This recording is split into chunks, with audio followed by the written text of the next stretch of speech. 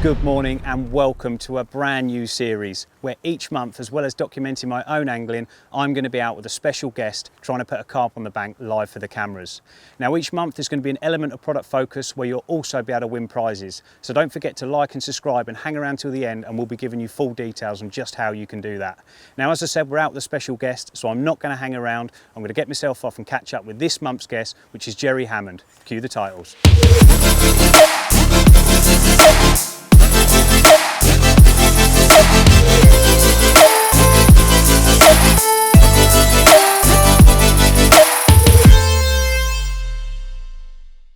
Here he is. Hello mate, How are we doing? not too bad.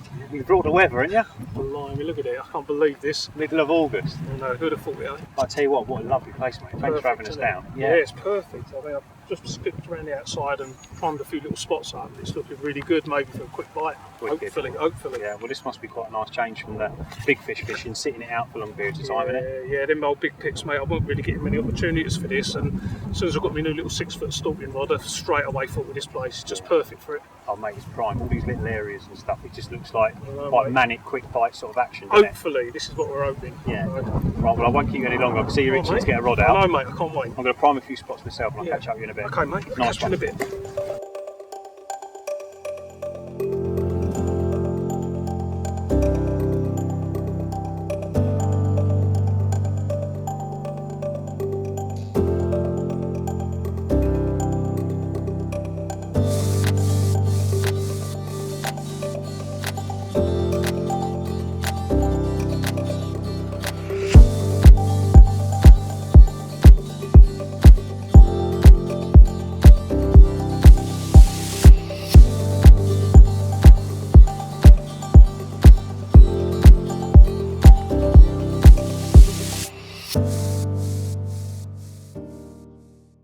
Right, really exciting stuff there. Lowered a little bag in. They were sheeting up like crazy on it, so I knew a bite was imminent. The rod was laid down and my heart was pounding, like, you know, and it shot off and took me straight in the weed as I knew it would do. And I kept the pressure on, and to be honest, I thought I was going to win the battle. I was gaining on it slowly, and then sadly the hook come out. But you know, that's angling, I'm afraid. But I'm going to move on to the next spot and see if I can get lucky again.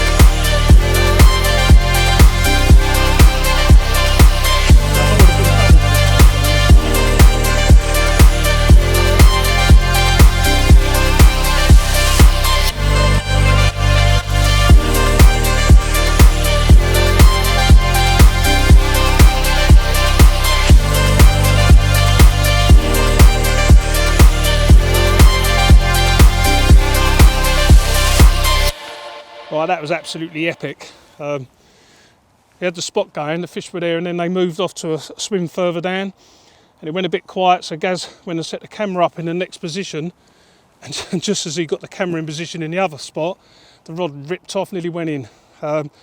Absolute brilliant battle with this one, and the rods, well, in that spot where I was fishing there, I would have never got away with any other rod apart from that little 6-footer. I was able to get the rod up high and actually control the fish, and it worked like a treat, to be honest, and ended up with a lovely, lovely mirror. Absolutely beautiful.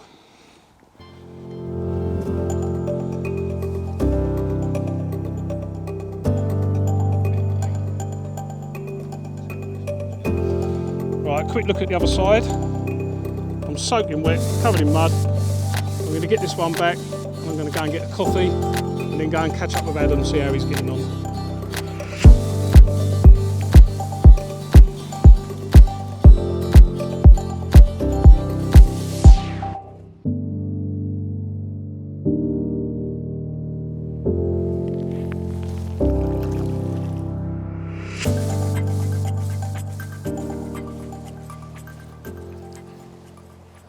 Well, the day's ticking away a little bit now. I've been round and primed a few spots. Gaz has just come round and informed me that Gel's banked his first carp, so I'm really looking forward to seeing the pictures of that one. I think he's lost one as well, so it's been a bit of a mad little spell for Gel. I've primed a few spots, and before I go around and have a coffee and find out all about his fish, I'm just going to give it 10 minutes in this one here. I haven't seen anything, but it's a nice deep hole, and you never know. But I want to have a quick go, itching to get the rod out.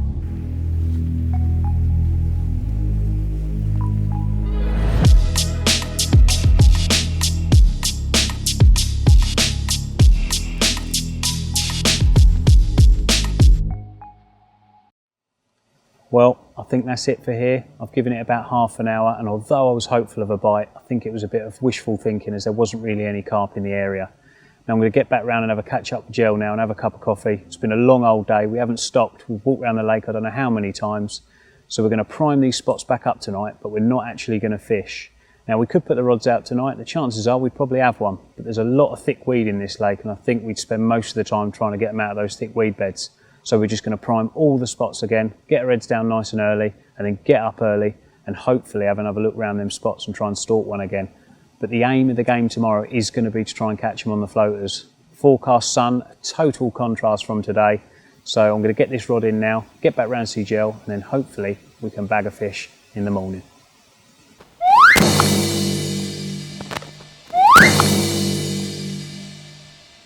Got it? Yeah.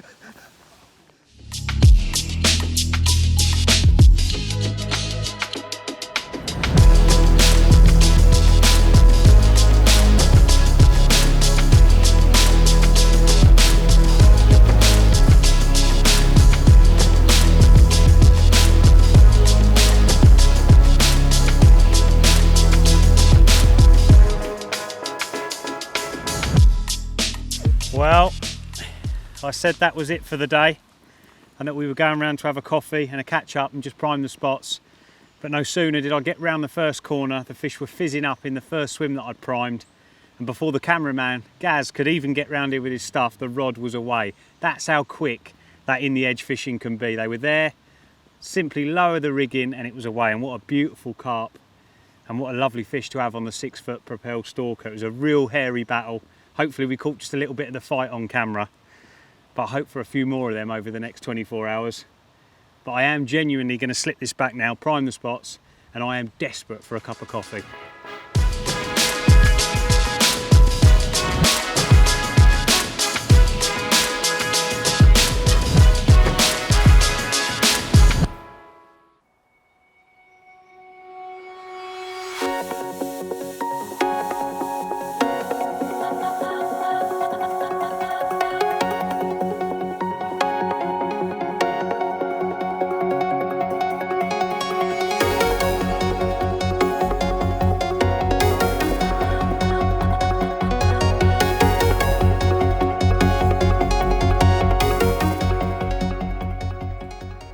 Well, good morning, and what a contrast from yesterday. It is absolutely glorious. For once the weatherman was right. Now, as I said yesterday, we didn't fish last night, so we've all had a good night's rest and we've got up early this morning. I've been round and primed all them spots in the edge again, and the order of the day is going to be to try and nick one out of one of those spots first thing this morning. Now after that, and when that sun's up a little bit brighter, we're going to try our best to try and catch one on the floater rod. Now we're a little bit governed on this lake on where we can actually target them on the mixers. It's a weed choked venue and we've only got a couple of areas we can concentrate on, but we will do our very best, and if that fails we have got the spots in the edge to move back on if we need to. So I'm going to stop talking now, I'm going to get my little rig ready to go in the edge and hopefully catch one in the next 10-15 minutes.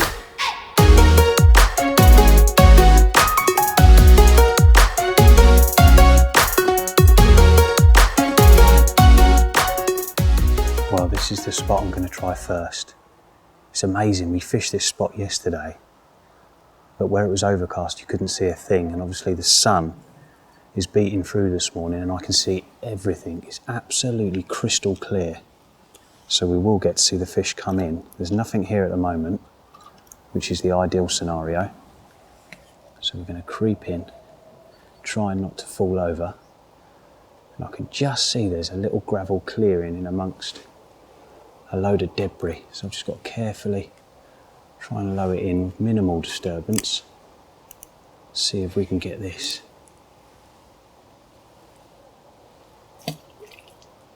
Oh, that's lovely.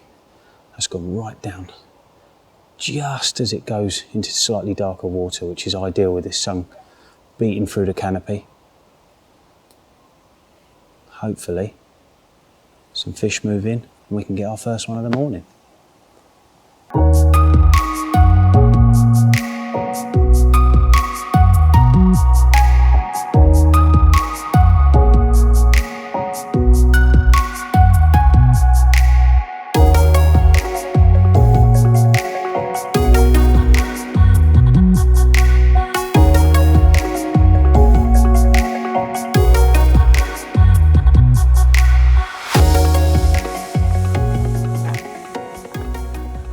Mate.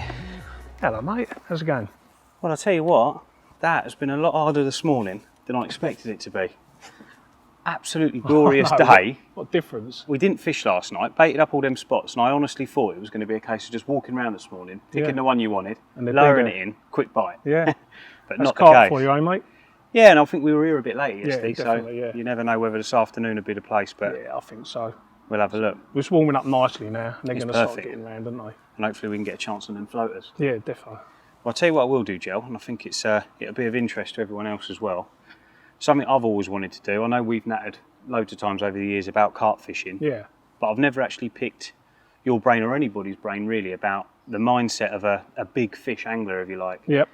I know myself, I've always got to be fishing for a big carp, but I'm a massive fan of a bite as well. Yeah, so yeah. I've always picked my venues where I'm never likely to go long periods of time without activity, but I always know when that alarm goes off, I've got a chance of a big one. Yeah. But obviously yourself and many others have got that mindset where they can go weeks, months without a bite for that one particular big one. So I think it'd just be nice to hear a little bit about your mindset and how do you keep motivated when you're going those long periods of time without a bite? It's crazy, really. It just sort of, that style of fishing for me just kind of happened. I think it's for the venues I was fishing. I was fishing like Yateley and Toll Pits and some really hard waters sitting at home. And not so much targeting individual fish, but just trying to get bites on them waters because they were so hard. Yeah. And I think that style led on to me being able to do prolonged periods without catching. Yeah, sure. And then I slowly started getting interested in particular fish. You know, over Yateley, you was pretty much unlikely to catch on each trip you went, and you kind of knew that in the back of your mind, but I still kept going, you know what I mean? Because if it went, it could be that one special fish like heather or any of those fish that were in my mind that I desperately wanted to catch. And I think the way that I dealt with it was, as I left the lake that day, I'd be driving home, and the whole way home I'd be going over in my mind the previous session, prepping my kit for the next session, everything, you know, what can I do different next time?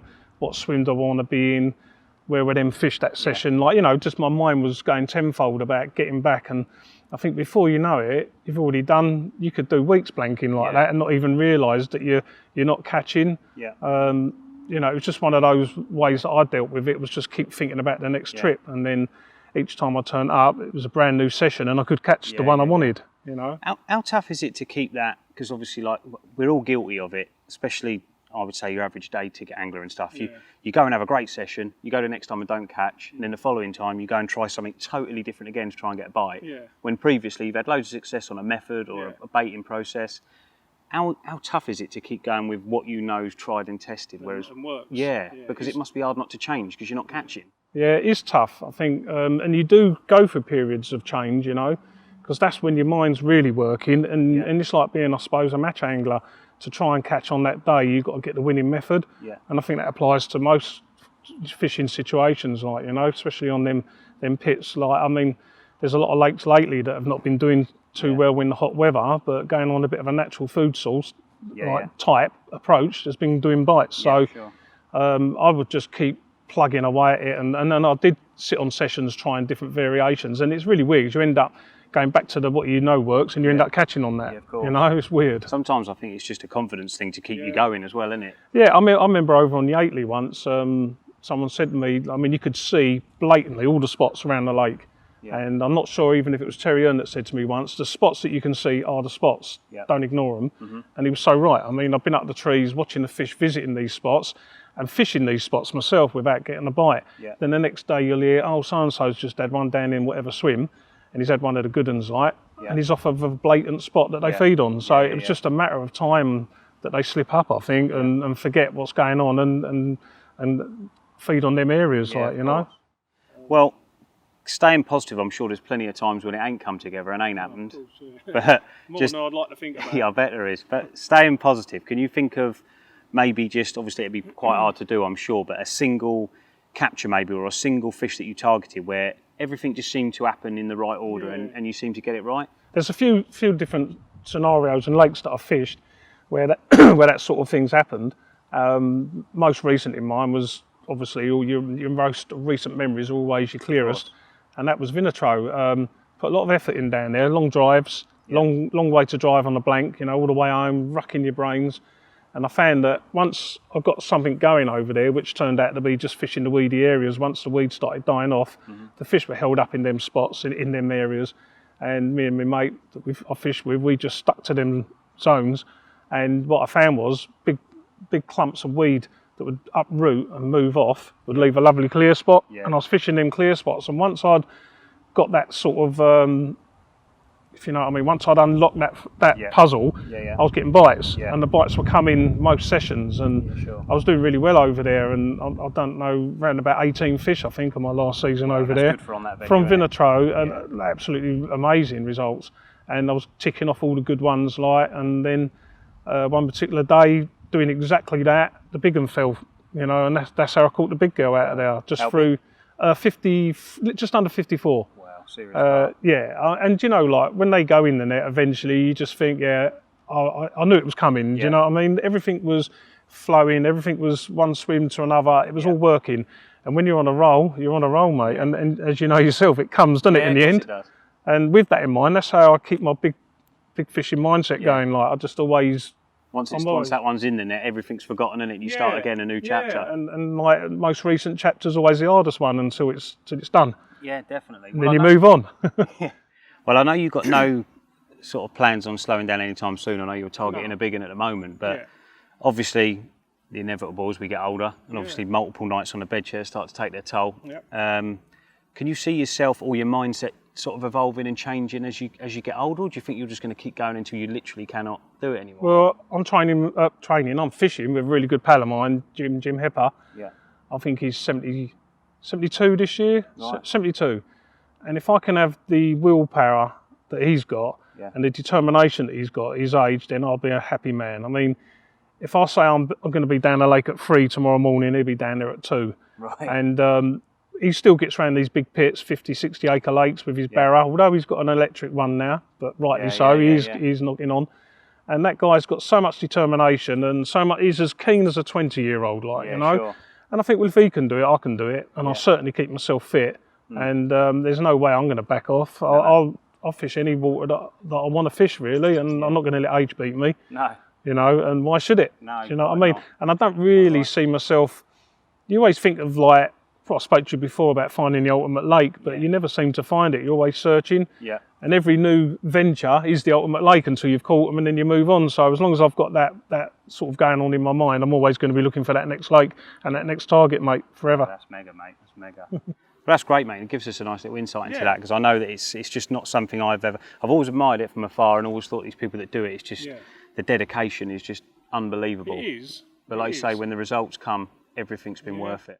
There's a few anglers around there that do exactly that, and it's nice to see them achieving their goals, and you can just tell how chuffed they are when they get their target, and that is my passion. That's what drives me, trying to get them fish, and then just once that chapter's finished, you open a new one, and it gives you the inspiration to keep going. That's what makes this sport so great, mate, isn't it?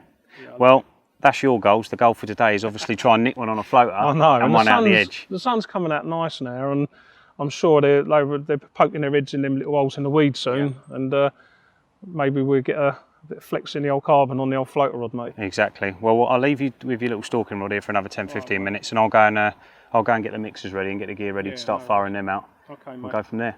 Nice one, mate. Cheers, see you in a bit. See you in a bit, Ad.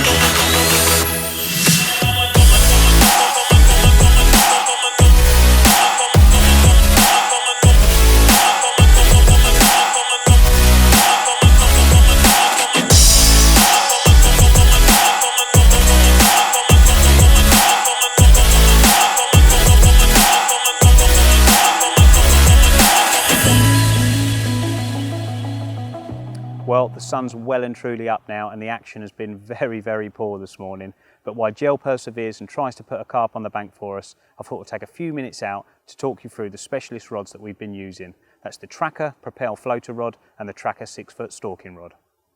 So let's start with the Trakker Propel stalking rod. Why is 6-foot fixed a great option for a stalking rod?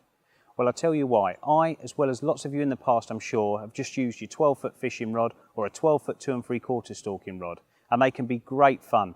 But having that 6-foot fixed option gives you so many more options as far as where you can fish. Now you can fish in little holes in the bushes, under trees, whereas when you hook a fish with a 12-foot rod, it's a nightmare trying to get the rod up, left, right and land the carp. Whereas with a 6-foot rod, 9 times out of 10 you've still got complete manoeuvrability of that rod and you can land the carp a lot safer. Now as for the technical aspects of the rod, it's got a beautiful Japanese shrink handle, a lovely tone-on-tone 1K weave with the Trakker logo, minimalist on the blank, a lovely Fuji reel seat, and it really is a beautiful looking rod. So let's move on to the Trakker Propel floater rod. Now as with the stalking rod, it's got a beautiful Japanese shrink handle, that lovely Fuji reel seat, the 1K weave with the lovely tone-on-tone logo on the blank, and the rod itself is a 2 3/4 test curve, 12 foot in length. Now this is lovely because it's got a beautiful soft tip for when you're playing the fish, but it's got a nice bit of grunt in the butt for if you need to get fish out of weed or pick that line up quick to make contact with the carp. So there you have it, that's 2 specialist rods in the Propel range, the Trakker Propel floater rod and the Trakker Propel stalking rod. For more information on these products, check out your local Trakker stockist.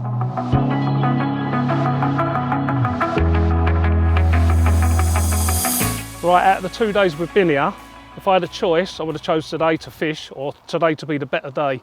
We was hoping to get some fish off the surface today in this lovely weather, but yesterday turned out to be the better day. They was in the margins, they was feeding on spots, they was everywhere. And today's been really, really tricky. There was only this one character here that was feeding on a little close-in spot where I managed to get the little rod in and stalk it, and he must have took me 4 hours to get him to pick the bait up. But I'll tell you what, it was well worth the wait to catch this magnificent mirror. Absolutely chuffed to bits.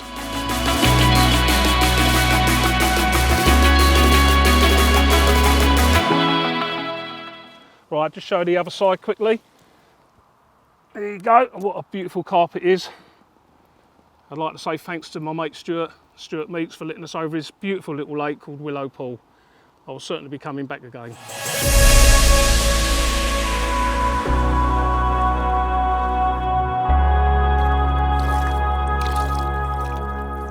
Go on, you beauty. Well, the day has passed in a flash. The sun has nearly gone now and that has been one tough day. I don't know how many laps I've done. We really did try hard to get them going on the floaters today, but it just wasn't going to happen. This particular venue is very weed choked and the areas you can float a fish from are very limited.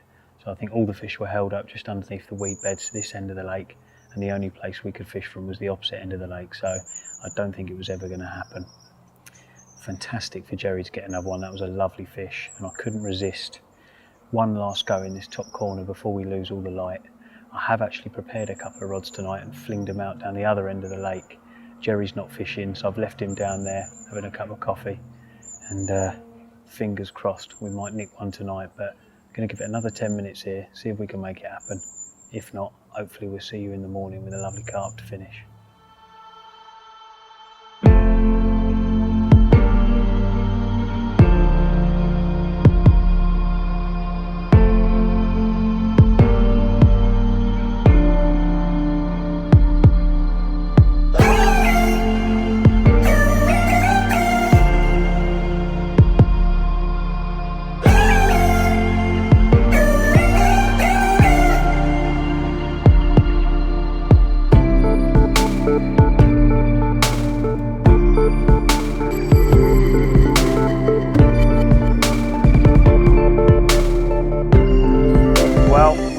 Last night I was having one last go at trying to stalk one out that corner and unfortunately nothing prevailed. But I said I'd got a couple of rods out on the bottom, and at first light this morning we've been rewarded with this lovely scaly little mirror, the smallest one of the trip but probably the prettiest. What a lovely way to finish what's been a really memorable couple of days. Big thanks to Jerry Hammond. It's always a pleasure to get out on the bank with Gel. It was great picking his brains about his big carp fishing, and I very much look forward to getting out with Joe again. Now I'm going to flip this round, show you the other side, and we'll show you how you can win that Propel 6-foot stalking rod.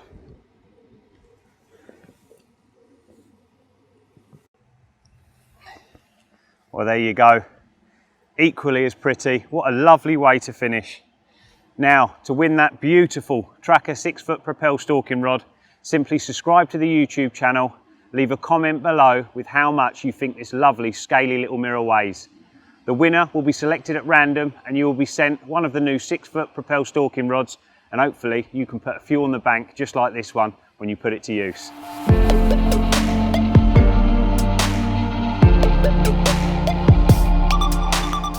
Thanks for watching, and next time we're hoping to be on my syndicate where I'm going to reflect back on some past captures and hopefully, as always, try and catch one live for the cameras. So we look forward to seeing you next time. Thanks for watching.